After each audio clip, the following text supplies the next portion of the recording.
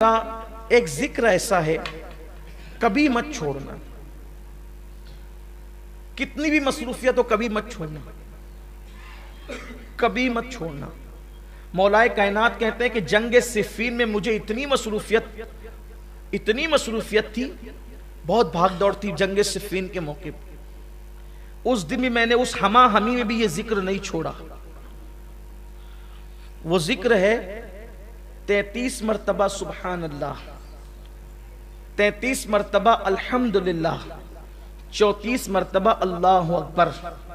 اس کو کہتے ہیں تسبیح فاطمہ۔ اس کے بارے میں روایت میں آتا ہے کہ جو اس ذکر کو پڑھتا ہے دنیا میں اس کے کوئی کام میں اس کو ناکامی نہیں ہوگی۔ ادھر مرے گا ایک قدم اس کا دنیا سے اٹھے گا، ادھر مرے گا ادھر دخول جنت کی سعادت نصیب ہو جائے گی۔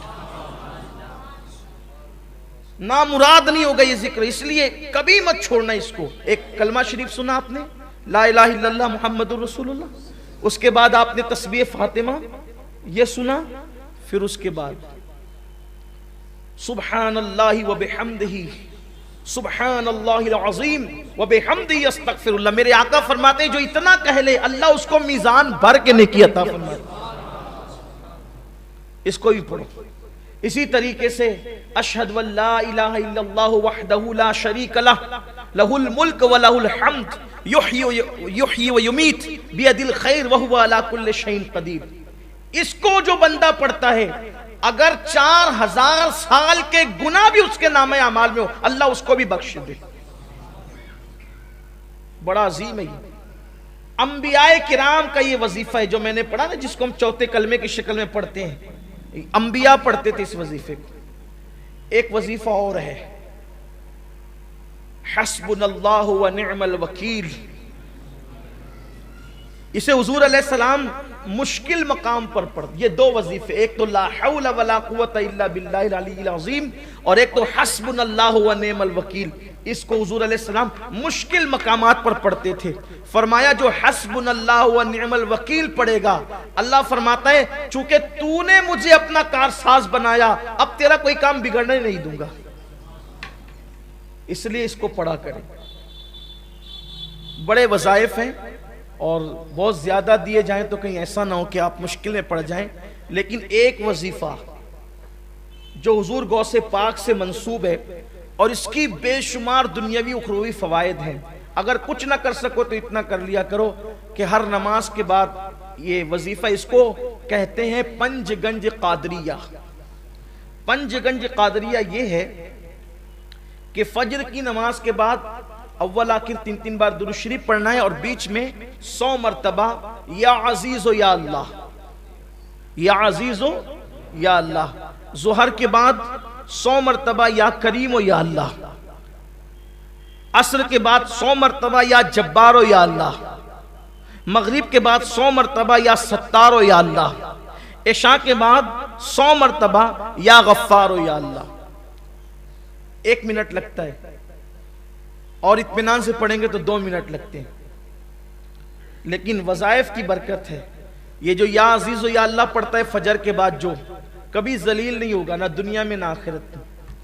آپ کو ذلیل کرنے والے خود ذلیل ہو جائیں گے، آپ ذلیل نہیں ہوں گے، اس لیے کہ جو اللہ کو عزیز کہہ کے پکارے خدا اس کو کیسے ذلیل کرے گا۔ آزما کے دیکھ لیں، کبھی ذلت نہیں ہوگی، کبھی ذلت، آپ کو ذلیل کرنے والا خود ذلیل ہوگا۔ اس کے بعد یہ جو ظہر کے بعد یا کریم و یا اللہ پڑھا جاتا ہے، یہ پڑھنے والا کبھی روزی کے معاملے میں تنگ دست نہیں ہوگا۔ عصر بعد یا جبار و یا اللہ پڑھنے والا کبھی ظالم حاکم اس کو پریشان نہیں کر سکے گا۔ مغرب کے بعد یا ستار و یا اللہ پڑھنے والا کبھی لوگ اس کے عیب کی وجہ سے اس کے عیبوں کو اچھال نہیں سکیں گے اور اچھالنے میں کامیاب نہیں ہو سکیں گے۔ عشاء کے بعد یا غفار یا اللہ پڑھنے والا اللہ تبارک و تعالی اس کے بستر پر آنکھ بند ہونے سے پہلے اس کی مغفرت فرما دے گا۔ اللہ کا ذکر کریں۔ آخری بات یہ کہ ذکر کی 3 قسمیں ہیں، جب تک کہ یہ 3 قسم ایک ساتھ نہ ہو جائے ذکر نہیں ہوتا۔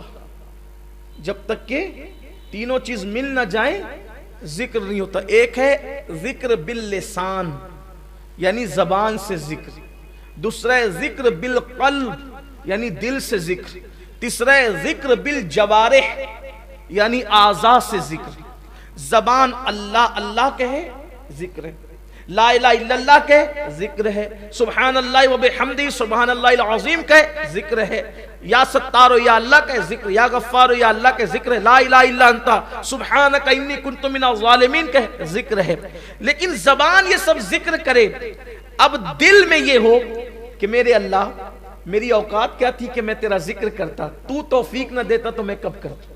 یہ نہیں کہ ذکر کر رہا ہوں سب کو دیکھ رہا ہوں کہ کون کون دیکھ رہا ہے کہ میں ذکر کر رہا ہوں، میری حیثیت کیا، تو نہ چاہتا تو میری زبان پہ تیرا نام کیسے آتا۔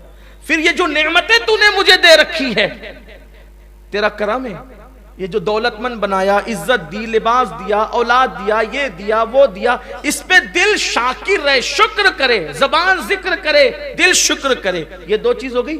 اور ذکر بالجوارح یعنی اپنے جسم سے اپنے اعضاء سے اللہ کی نافرمانی نہ ہونے پائے۔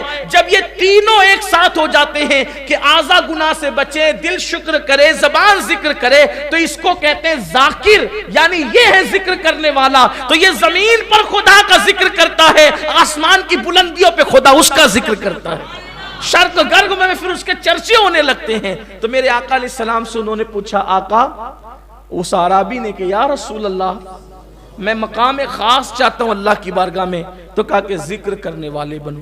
اللہ تعالی ہم سب کو توفیق عطا فرمائے۔